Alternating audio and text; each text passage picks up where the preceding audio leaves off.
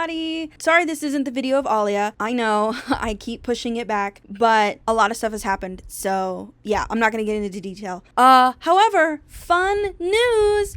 We have now reached 30k subscribers, and for that I've decided to do a redesign series where I redesign your OCs. Here is all the information you need to know in order to submit your character. All the links will be in the description. This obviously will take a little bit of time, so bear with me, but because I will be making other videos as I'm working on everybody else's redesigns, so please keep that in mind. But for today's video, I'm basically just going to talk about the updated designs of my gender bents. Some of you may not know this, but I am the creator behind this. Yes, I am the creator of Genderbent Angel, who is now known as Devil Dust, and for those who use that name, you have my entire heart. I'm gonna go in order of who was released first.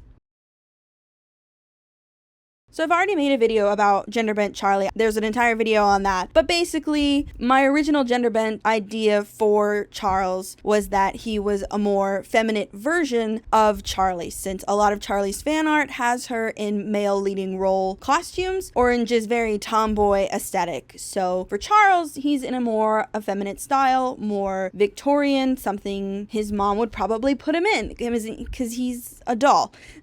I think the only things that I did a little differently than the original design, because again this is still based off the original design, was I added an apple motif. Charlie doesn't seem to have any apple motifs on her, which kind of makes sense for her character, but considering the fact that Charles would be a prince of hell and not a princess, I feel he would be pressured to be wearing more apple motifs. Other than that, the only thing I changed from the original image are Charles's shoes. Instead of them being white like traditional tap shoes, I made them red for more of a like devilish version of tap shoes. Next up is Vagi. You all guessed it. I had to do it. I have officially named Genderbent Vagi Dicky, and it's even spelt similar to how Vagi's name is spelt. That was the whole reason behind it, and the joke that Vagi's name sounds like private parts. So in case I haven't mentioned it, I'm going to mention it now. All the Genderbent designs are based off my redesigns, the simple versions. So for Dicky's design, of course with a suit and pants style, but I also decided that because Vagi is the fighter, having a like suit and jacket style wouldn't be practical for him to be outside running around and defending the hotel. So a vest and shirt combo is what I did. I changed the bow tie into a tie. I made the bottom part of the vest and shirt kind of more overlappy, if that makes sense.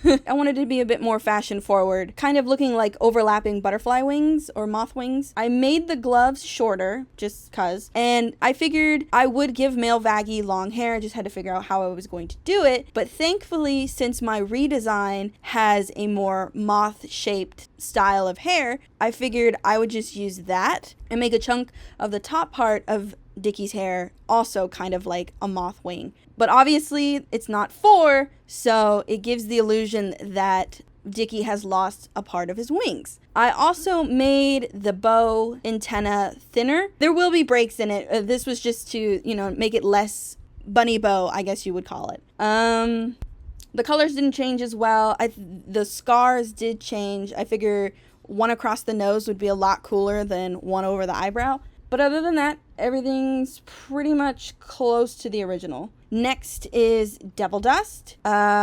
So Devil Dust was its own challenge because originally when I first created Devil Dust, I was using the pilot design. And even then that was clearly a mistake. Mostly because of the body that I drew. However, for this design, again, I used my redesign. So of course I kept the spider butt. I also added 2 more tufts on the side instead of just 1. I still kept the long hair because, I don't know, I feel like Devil Dust needs long hair. She can keep it in a ponytail if she wants to. However, the original bang style that I had, I really, really hated. And I know I'm the one that came up with it, but I really hate it. So I decided for this one, I would try a little bit harder and give Devil a more disheveled kind of look, because the original style was just too clean and kind of gave Devil Dust this weird head shape. I also changed Devil Dust's eye color to something a bit more bright to at least allude to the original. As for the outfit in general, it's still the exact same outfit. The only difference is I went with a cutoff vest, mostly just to fit with my redesign. I recolored the gloves because I figured with the other one having two-tone gloves, I might as well do the same for this one. Other than that, nothing else has really changed other than some colors. I did change Devil Dust's symbol. Originally, it was a spade, but that was just because to me, it was an upside down heart. But for this one, I decided to do diamonds. Next is female Alistair, and her name is Alice. It's pronounced Alice, but it is spelled A-L-A-S, which is basically just the first few letters of Alistair's name. But for Alistair's redesign, I pretty much went the exact same way that I originally did, was existing Alistair and make him female. Like, the only thing that really changed is the style of the jacket or suit top or whatever. Originally, I had kind of like a tucked in scarf, but after looking back at it, I realized I absolutely hate it and I don't ever want to draw it again. So I went with a like really high neck undershirt kind of thing, which I think works really well. And then I went with a more like dramatic, open flared collar. And then I think the only thing that is absolutely different is probably the shape of Alice's legs. They are still deer legs, but I made them a bit more anthropomorphic, so like you can't really tell if they're humanoid or not. Other than that, not much else has changed. Though I did lighten her hair a little bit more. Next is female Husk. Now, this one was funny because when I sketched out how I was going to do this, I did make her a bit more voluptuous than I had initially planned. But when I got started, I was like, no, let's keep the chest somewhat similar. I don't want to do like an angel dust. And what's funny is I didn't even do very much other than this, like the eyeliner and the toning down of the eyebrows. But for some reason, she looks so much younger than like male Husk. So it's just like, I don't know what I did that caused this. I did change the open vest to a closed vest, you know, just for modesty's sake.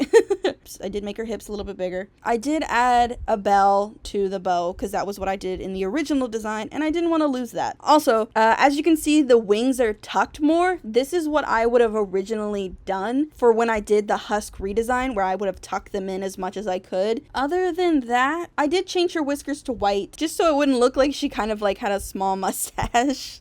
Not that there's anything wrong with that, but I didn't want people to think that I just put lipstick on Husk and walked away. Next is Nifty, who I have named Dandy. You know, like handy dandy. Oh, I am really showing my age. Anyway, for this one, obviously I had to change a lot because Nifty is a 1950s woman, so Dandy has to be a 1950s man. But considering the fact that Nifty and Dandy are very childlike, a lot of their outfits are going to be more younger based. So of course, Dandy is not wearing a full suit and tie like a traditional 1950s man because he's 22. So I mean, why would he wear all that? So for this one, I went with a really big collar. So yes, Dandy has an extremely exaggerated popped collar. I also decided to go with the dripped effect since obviously he won't be wearing a apron unless he's working. So we're getting casual Dandy.